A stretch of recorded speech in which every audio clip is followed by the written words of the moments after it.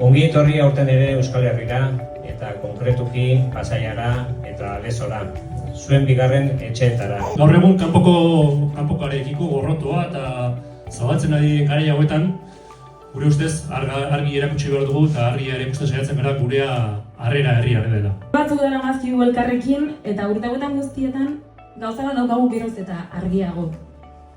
Ez zarete bisitariak. Etxekoa zarete. Eskerrik asko familik eta eskerrik asko Pasai Donibane.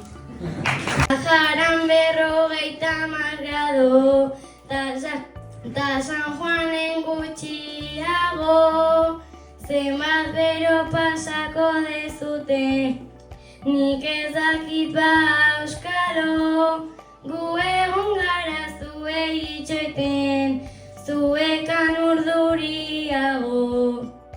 Ze ondo pasako degun hemen, oso pozik.